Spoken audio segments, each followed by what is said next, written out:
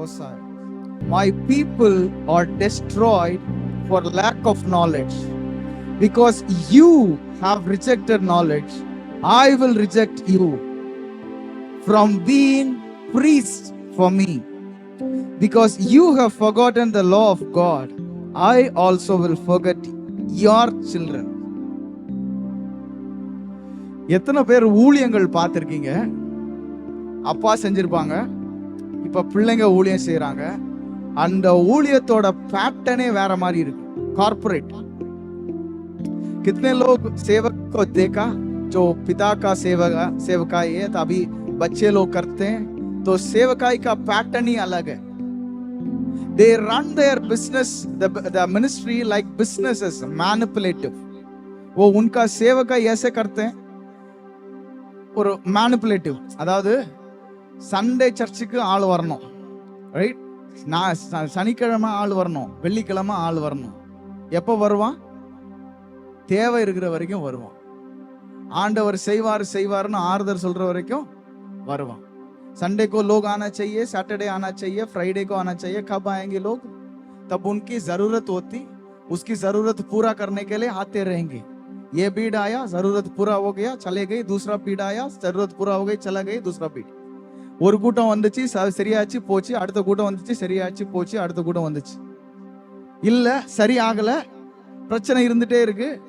அடுத்தது அடுத்தது அடுத்தது பிரச்சனை இருக்க வரைக்கும் தான் வருவாங்க. அப்போ ஊழியக்காரங்களோட மென்டாலிட்டி என்ன? குயிக் ஃபிக்ஸ் கிடையாது, इंस्टॉलमेंट. तो सेवक लोगों का दिमाग में क्या है? अभी ठीक करूंगा, एक क्षण में ठीक करूंगा, ऐसे नहीं, वो इंस्टॉलमेंट में, राइट? सो இந்த வசனம் என்ன எழுதி இருக்கு படிங்க. See, he is telling my people. पहला ध्यान से सुनो, ये बोल रहा है मेरे जन, என் மக்கள். இங்க எத்தனை பேரு ஆண்டவரோட பிள்ளைங்க? விளங்குதா? இது யார பத்தியோ பேசல, அவரோட பிள்ளைங்களை பத்தி பேசுறாரு. இன்னைக்கு நம்ம வாசிச்சோம்னா கிறிஸ்து இயேசுவை சொந்த ரட்சகரா ஏற்றுக்கொண்டு அவரோட பிள்ளைங்களா வாழ்ற நம்மளை பத்தி பேசுறாரு. वो बोलता है हमारे बारे में लिखता है, जो उनके बच्चे हैं उनको मानकर उनके बच्चे बनकर चल रहे, उनके बच्चे. Now அடுத்த வசனம் வாசிங்க, என்ன அடுத்த வார்த்தை வாசிங்க. My people are destroyed, என் மக்கள் அழிந்து போகிறார்கள். கரெக்டா? சங்காரம் ஆகிறார். இல்ல, இந்த சங்காரம்ன்றதுக்கு என்ன அர்த்தம்? What is the meaning for destroyed? somebody is coming and cutting. யாரோ வந்து என்ன பண்றாங்க? வெட்டுறாங்க. कोई आकर इसको क्या कर रहा है? काट रहा है. किसके बच्चे हैं? परमेश्वर के बच्चे हैं. ஆண்டவரோட பிள்ளைங்க, அவரோட பிள்ளைங்க தான். ஆனா யாரோ என்ன பண்றாங்க? வெட்டிட்டு இருக்காங்க. என் மக்கள் அறிவில்லாமையினால் சங்காரம் ஆகிறார்கள். அடுத்தது அவர் என்ன சொல்றாரு? நீ அறிவை வெறுத்தாய். Now you see the church, when you say we are going to teach you the word, they don't want to come. When you say you will be healed, you will be delivered, you will receive prosperity, you will receive that, they want to come. Or when you say we will be praying for 40 days or 50 days, they will come.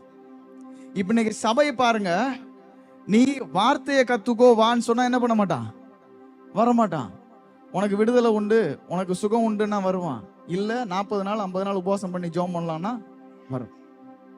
You understand? ஆனா ஆண்டவர் என்ன சொல்றாரு?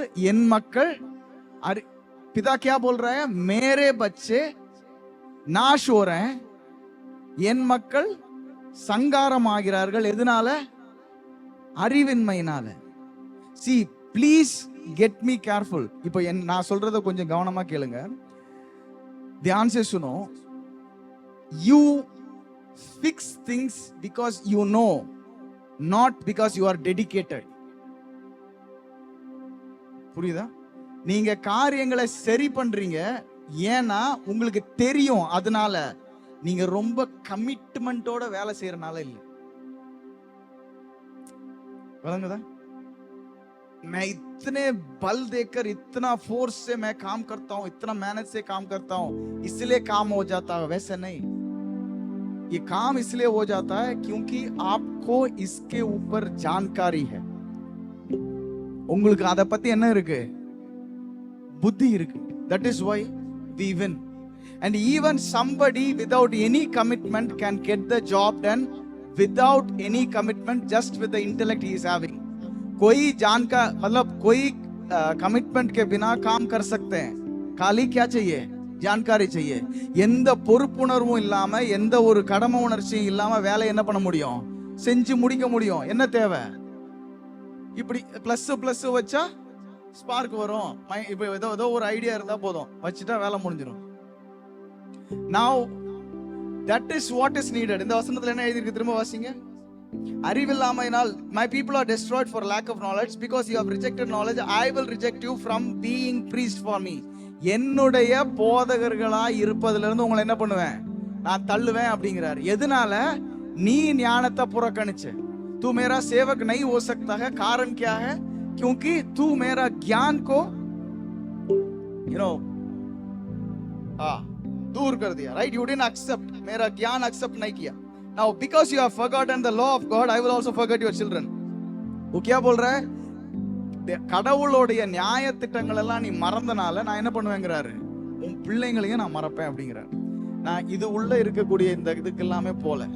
The problem that we face today is because we have not gained knowledge. நம்ம வாழ்க்கையில பிரச்சனை இருக்கு அப்படின்னா அதுக்கு காரணம் என்ன? நமக்கு அதை குறித்த சில நாலேஜ் இல்லை. அதனால மட்டும். ஹல்லேலூயா.